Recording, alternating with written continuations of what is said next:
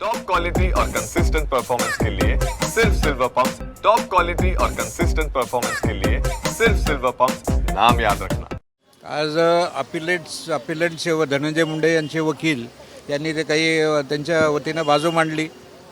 त्यांचं असं म्हणणं होतं की जे वसियतनामाचे काही ॲग्रीमेंट हे केलेले दोघांमध्ये धनंजय मुंडे आणि करुणा मुंडे हा निकालामध्ये उल्लेख केला आहे, परंतु कोर्टात त्यांच्या डॉक्युमेंटमध्ये नव्हतं आणि कारण खालच्या रेकॉर्डमध्ये असल्यामुळे आम्ही कोर्टाला मागं रिक्वेस्ट केली होती खालचं रेकॉर्ड मागून घ्या।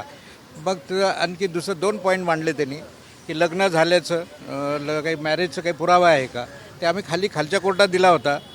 मला ठीक आहे आम्ही ह्या कोर्टामध्ये दाखल करतो, कारण रेकॉर्डवर नव्हता।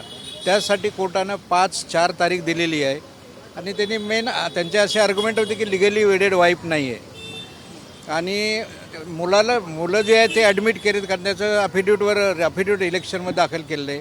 आणि तिसरा असा पॉईंट होता की आमची आर्थिक परिस्थिती चांगली आहे।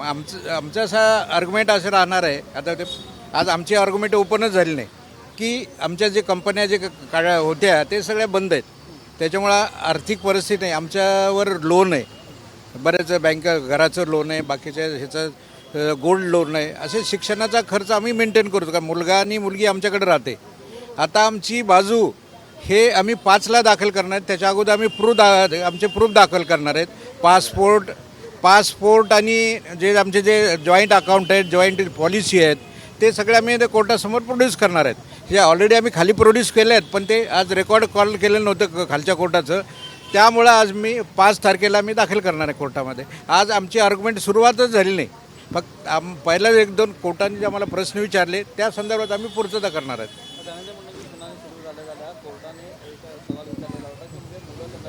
हो नाही, आता त्यांनी जे इलेक्शनमध्ये ॲफिडेविट दिलेलं आहे की जे 2 मुलाचं आयडेंटिटी त्यांचं पालकत्व त्यांनी मान्य केलेलं आहे, त्याच्यामुळे त्याचा वाद नाही। आता मुलगी मायनर आहे, आणखी मेजर झाली नाही, आणि त्यामुळं त्यांचे आर्ग्युमेंट अशी होती की आम्ही त्यांचं मान्य करतो, फक्त करुणा मुंडे यांना द्यायचं आम्ही देणार नाहीत, कारण ते लिगली वेडेड वाईफ नाही। पण आमचे असे आर्ग्युमेंट राहणार की जे 20 ते 21 वर्ष सोबत राहते, 2 मुलं होते आणि लिव्ह इन रिलेशनशिपमध्ये वर्ष 6 महिनेच असतं, हे काय 20-20 वर्ष नसतं। त्याच्यामुळे हे डॉक्युमेंट आम्ही दाखल करणार आहेत। आमच्या लग्नाचे, पुन्हा जॉईंट अकाउंट, जॉईंट पासपोर्ट जे अर्ज केलेले हे सगळे आम्ही पुरावे दाखल करणार आहेत, जे खालच्या कोर्टात रेकॉर्डवर ठेवलेले आहेत ते दाखल करणार आम्ही 5ला।